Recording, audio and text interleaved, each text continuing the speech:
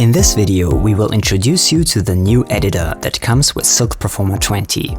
The new code editor provides a wealth of new features, so let's get right into it. When I double-click a script in Silk Performer 20, it opens in the new editor. The first thing to note is that the editor now provides line numbers on the left. To zoom into the script, I hold down the Control key and use the mouse wheel. The current zoom level displays on the bottom left, next to the line and column numbers, which indicate the current position of the text cursor. When you place the cursor within a function, the editor highlights all other functions with the same name. This also works with any other word or string in the script.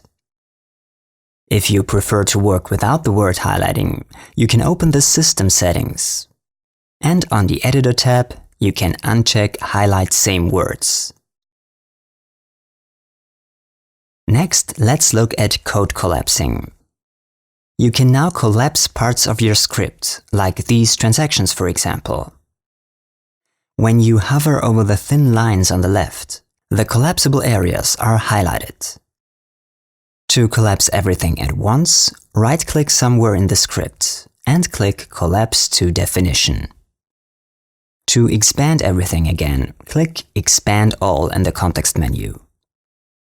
Code collapsing can also be turned off in the system settings. I'm going to use the toolbar icon now to quickly access the editor settings.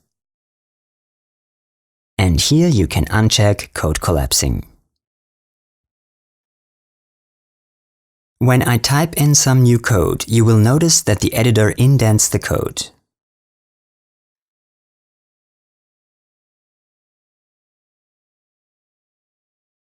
Also, as soon as I start typing, the code completion window automatically displays. If it does not display, you can open it anytime by pressing Ctrl and space.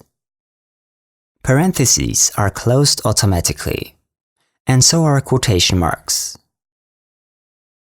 When I hover over a function, a tooltip shows the function's syntax and where the function is defined.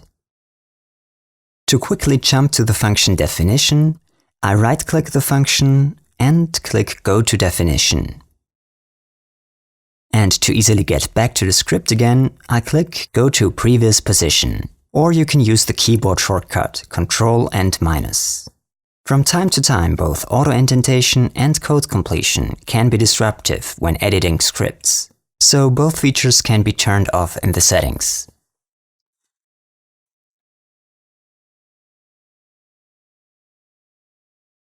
The next two features are particularly helpful when working with long scripts. Forms are usually declared on the end of a script, but they are used somewhere further up. When I now hover over a form name, a tooltip shows all parameters and values of the form. I don't have to scroll up and down the script to get to that information. Another way to better handle long scripts is to use the new split view. Note the tiny little bar that sits right on top of the scroll bar. Just drag it downwards to split the editor in two views. Very handy for working with long scripts.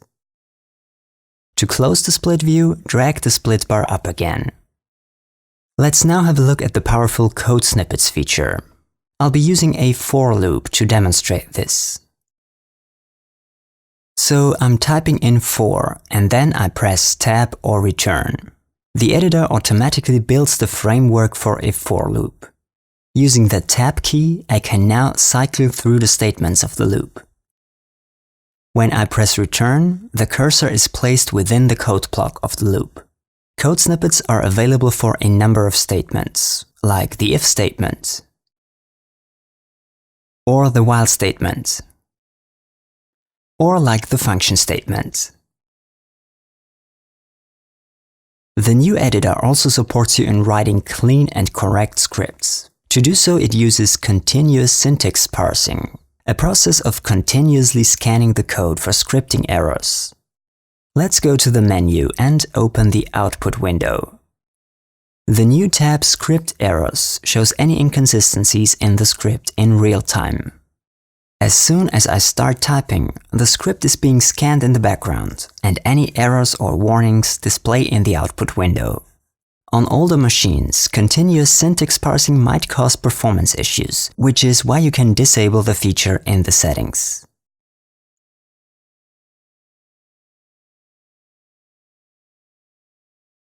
There's one error remaining in the script, which is a not declared variable. For this problem, the editor provides another handy new feature, the inline variable declaration. When I hover the mouse over the variable, a tooltip displays offering potential fixes. In this case, I want to declare the variable as a local number. The editor adds the variable declaration in the correct place. Now, when I remove this line with the variable, a warning message tells me that the variable is declared but never used. A double click on the warning puts the cursor in the right spot, which lets me easily fix the issue. I'm quickly adding some issues for demo purposes.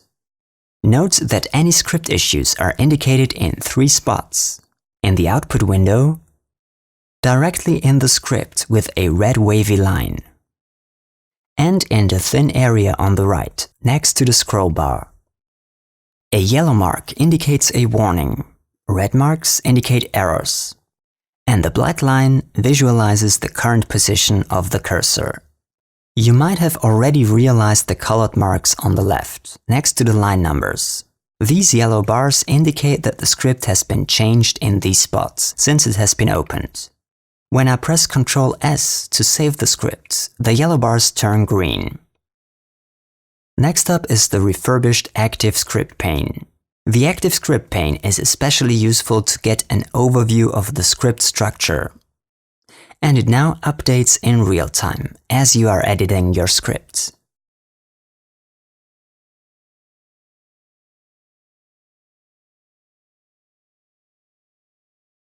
The new editor also provides a rich find and replace feature.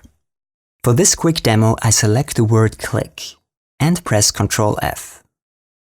The find and replace dialog displays with the search string already typed in, and all found instances of click are highlighted in the script and indicated in the area on the right. Besides searching in the current document, you can also search within a selection. Search all open files, all scripts in the project, as well as all scripts and headers in the project. The find results display in the output window. And finally, here are some additional tricks to help you speed up your scripting work. To move a line of code up or down, press Alt up or Alt down. To remove a line, press Ctrl X. To comment a line, press Ctrl Q. To uncomment, Ctrl W. And to select multiple lines at once, hold down Ctrl Alt and drag the selection with the left mouse button.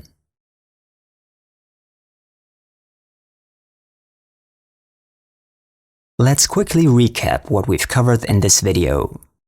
The new code editor of Silk Performer provides a variety of features: line numbering, zooming, word highlighting, code collapsing, auto indentation, code completion, the inline syntax view, the inline form view, a split view, code snippets, continuous syntax parsing, inline variable declaration, a refurbished active script pane, a rich find and replace feature including find in files, as well as a number of keyboard shortcuts for enhanced productivity. Now it's your turn to try out Silk Performer's new editor and all its features.